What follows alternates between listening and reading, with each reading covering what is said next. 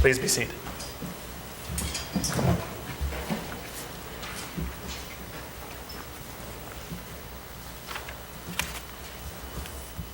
In 1997, journalist Mary Schmick wrote a column in the Chicago Tribune. She created it as a commencement address for a college that she had not been asked to give. In 1999, that address was set to music by Baz Luhrmann, and it became a hit on international pop charts. In the piece, Schmick offers graduates a wide array of advice for good and meaningful and regret-free living. But she says at the beginning, and she reiterates at the end, if I could give you just one piece of advice, it would be this: wear sunscreen. She extols the virtue of skin protection. She offers good science supporting its importance. So one can only imagine how she might react to the description of Moses at the end of this Torah portion, when it says, "Umoshe lo yada ki karan or panav b'dabro ito." Moses didn't know that the skin of his face sent forth beams when God spoke with him. It goes on to say that Aaron and all the children of Israel saw that Moses' skin was sending forth beams, and they were afraid to come near him. Mary Schmick might well have looked right at Moses, who was fresh off 40 days atop a desert mountain, and said, "Told you." The thing is, though, all the Israelites were standing out in that same wilderness, exposed to all of the same conditions, and yet only Moses was glowing. It's not that Moses got too many UV rays. He probably did, but he was radiating with something else. Moses was beaming with a new understanding for humanity. He was coming down the mountain with godly expectations for us. He was glowing with knowing our people's purpose. Modern scholar and commentator Nachum Sarna explains it this way: the awe-inspiring radiance emitted by Moses' face may be understood as the afterglow of the refulgent splendor of the divine presence. Moses had been with God, near God, and that experience made him shine in a way to which the Israelites were not accustomed, and evidently with which they were not comfortable. The text says they were afraid to come near him. Luckily, the story continues and says that Moses called out to them and they came near. Thank God they did. Or who knows where we'd be today? Who knows who we'd be, what we'd be, or if we would be today? They did come back to him, but it's troubling that upon seeing a new light of greater understanding, their first instinct was to back away. And it doesn't only happen in this episode. The prophets, time and again, come to light the way with God's message. Like when Isaiah declares that we are meant to be a light unto the nations, and that the nations shall walk by our light. Over and over, the glow of the prophets is before us, and over, we shrink from it, drawing punishment and destruction instead of shining more brightly. The question is why? Why back away from the radiance that comes from understanding something deep and important? Why shield ourselves from the rays of better living in a better world? For one thing, we're skeptics. Our tradition tells us turn it again, inspect everything from every angle. Our own experience tells us to consider whether things are too good to be true. Nobody wants to look like a sucker, or as I learned in Israel, a friar. I learned that the hard way. I learned that in class. That's not good. But we don't want to be duped. And our doubt and our skepticism do protect us sometimes from falling victim to things that are too good to be true. But left unchecked, our reticence to put us out there for something new or different can rob us of the things that are too true to be bad. Some things are too good to be true. Some things are too true to be bad. Sometimes we just need to walk toward the light, which sounds like hokey advice from an end-of-life moment in a movie, maybe. But this walking toward the light is not about death. It's very, very much about life. It's about living meaningfully. It's about lighting up our world with righteousness and with hope. But we're skeptics. And a lot of times, we're also just afraid. of associating ourselves with something that might not work, of scorn or ridicule or even just of raised eyebrows of those who have not yet or may never see the same light we see. Or we fear that we aren't the ones meant to shed the light. But we are. It's our job. Marianne Williamson's famous poem reminds us of this. Our deepest fear, she writes, is not that we are inadequate. Our deepest fear is that we are powerful beyond measure. It is our light, not our darkness, that most frightens us.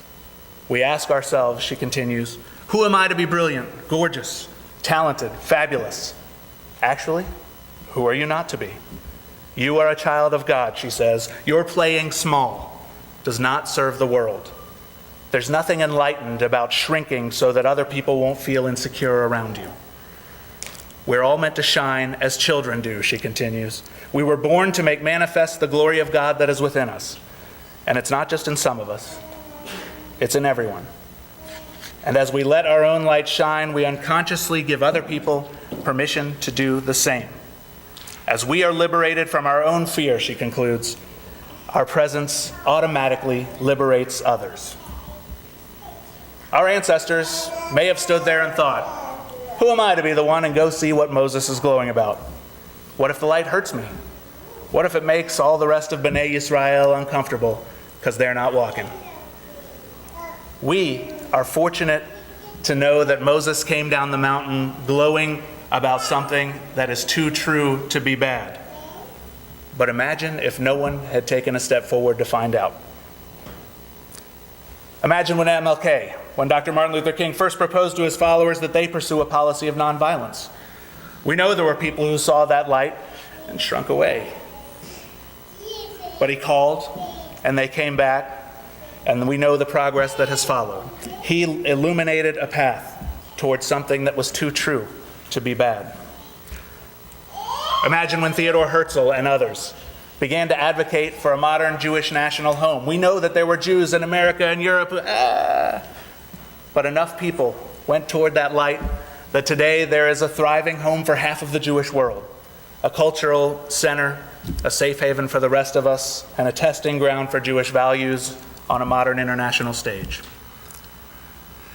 Imagine the moment in 1983 when Trevor Farrell, an 11-year-old boy in Philadelphia, saw a news story about homeless people and told his parents, I want to go out into the streets and give them blankets. I'm sure that there was plenty in Trevor's mom and dad that made them want to say, why don't we find another way to help tomorrow?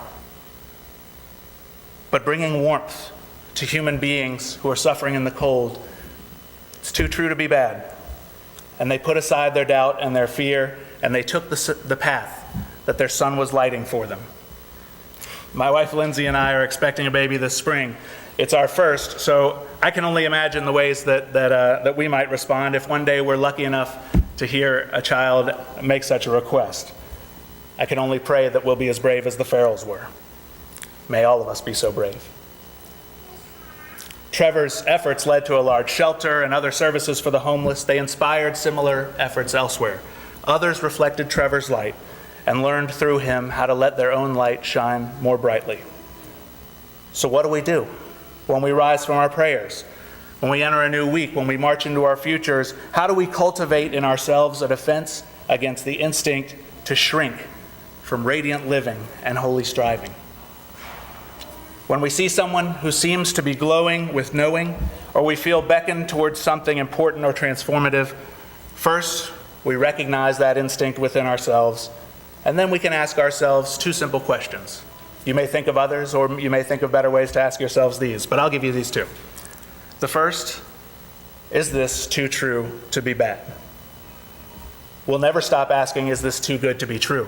We should ask it all the time. Every piece of financial advice, every campaign speech, every shortcut, every weight loss plan, we should ask it. But just as often, we should ask ourselves, is this too true to be bad? If we know deep down that whatever we're looking at can only make the world better, we have our answer. It's too true to be bad. It's a good thing. The second simple question then, I say simple, makes it sound easy, doesn't it? These simple questions, the second one is, if not me, who. If we've established that something is good, the question of why go toward the light is answered. But the simple fact that something is good doesn't allay all of our fears and our doubts. This is where it's important that we're Jewish, because it's more than just about being a good person. It's our job as Jews. We are obligated to light up this world with chesed and tzedek, mercy and justice, ahava and tikva, with love and with hope, with shleimut and shalom, with wholeness and peace. We practice lighting up the world all the time. On Shabbat and holidays, we kindle light.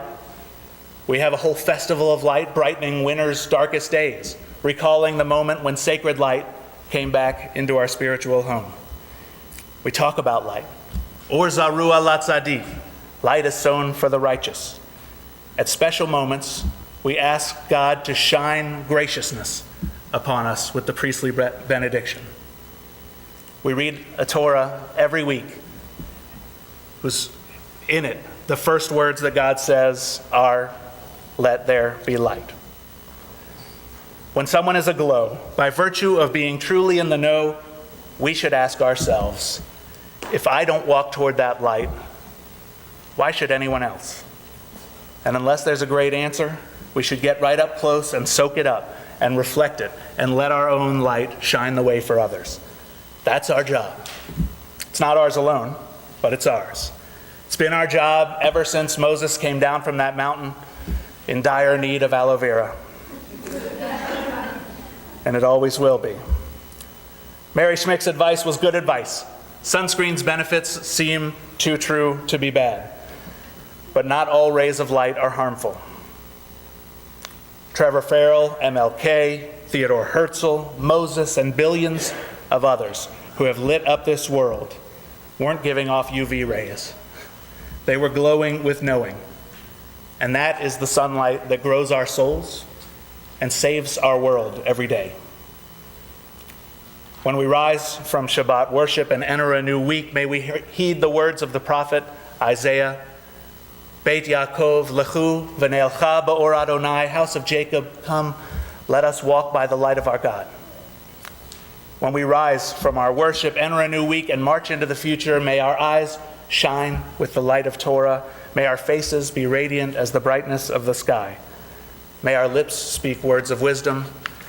And because of all the light that we are drawn to, that we reflect, that we radiate, may this world we share become more and more the world of our dreams. Amen.